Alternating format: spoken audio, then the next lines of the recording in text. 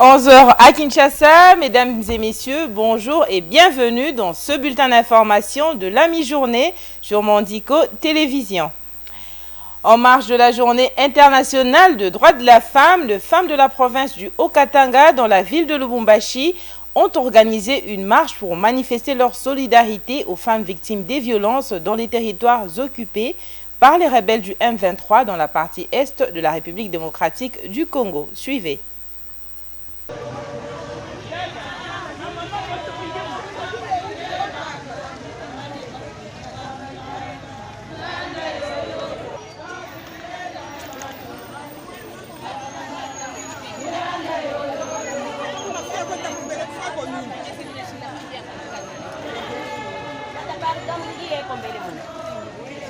Pardon.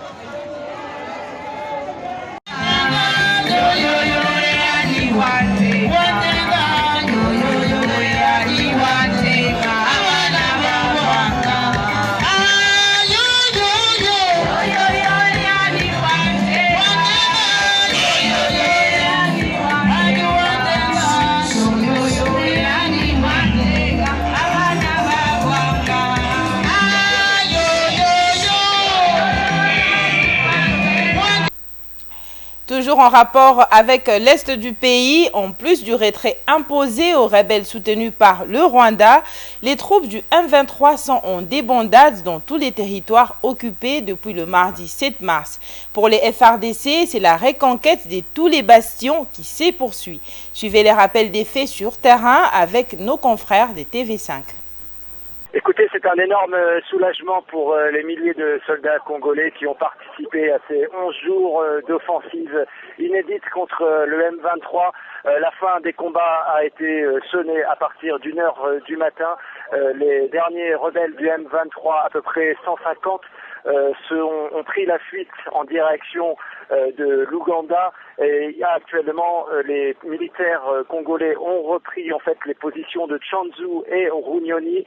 Dans leur débâcle, les rebelles du M23 ont laissé 42 véhicules calcinés, plusieurs positions d'artillerie qui ont été complètement brûlées. Une centaine de rebelles du M23 auraient été capturés ou se seraient rendus. C'est un soulagement extraordinaire.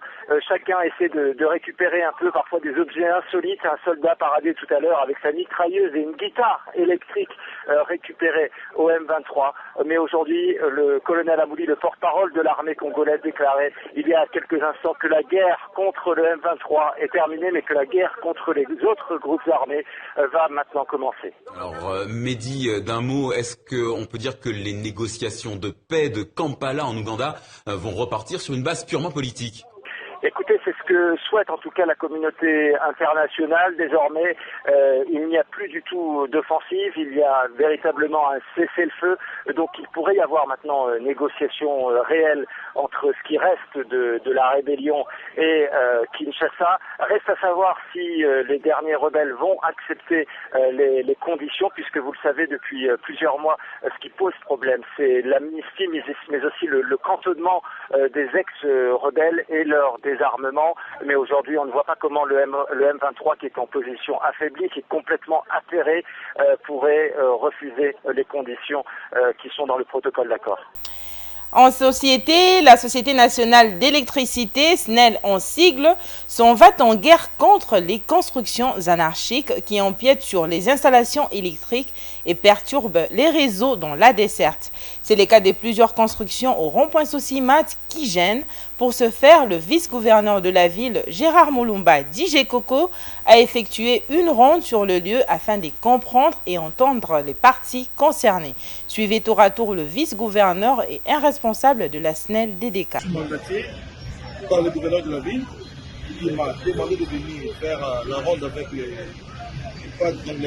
DDK, les représentants de la SNEL de la ville province de Kinshasa. Et nous avons constaté, je vais aussi faire rapport à mon titulaire, Et d'ici demain ou après-demain, nous sommes obligés de nous revoir pour trouver la solution quant à ça. Nous avons fait la ronde et le problème est réel.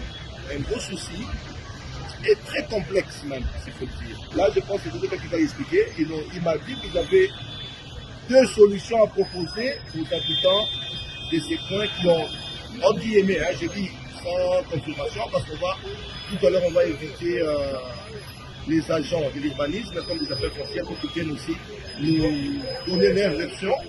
Mais selon la SNEL, selon ce qu'on a vu aussi, nous avons constaté qu'il y a quelques maisons qui sont construites sur l'emprise publique, malheureusement sur les câbles des mers de la SNEL. Et enfin, toujours dans le même chapitre, une grande partie de la commune de la Gombe est victime des difficultés concernant la fourniture régulière en énergie électrique. Ces ruptures de courant sont causées réellement par des constructions anarchiques qui empiètent sur les emprises d'État et endommagent les installations de la Société nationale d'électricité SNEL qui demande aux autorités de bien vouloir régler ces contraintes. Suivez un agent de la SNEL qui s'en explique. Ici, nous avons la cellule 30 kV. C'est cette cellule qui alimente les câbles qui est tombé en panne. Et nous sommes en difficulté de réparer à cause des constructions qui sont érigées sur les câbles, sur la tranchée des câbles. L'équipe que vous voyez dehors a localisé la panne, mais on ne sait pas intervenir puisqu'il y a des constructions de part et d'autre. Ceux qui réparent vont soulever les têtes des câbles pour voir s'ils peuvent réparer. Mais nous voyons déjà la difficulté, même si on voyait les bouts des câbles là, puisqu'on doit suivre les dérives des câbles. Mais partout il y a des constructions. Dans la commune de Gombe, qui est perturbée par cette panne, puisque d'ici le poste de Lingouala jusqu'à Gombe, nous avons 3 liaisons. Il y a une liaison là, la plus ancienne, qui a 2 câbles. Et c'est cette liaison là qui est touchée. C'est ce qui prend beaucoup de charges. Les 2 liaisons qui restent, une liaison alimente sous station Parlement et une Gombe, mais ne suffisent pas à elle seule de prendre toute la charge de Gombe. Mesdames et messieurs, c'est la fin de ce bulletin d'information de la mi-journée. Retrouvez le prochain rendez-vous à 16h. D'ici là, portez-vous bien et bonne suite de programme sur Mondico Télévision.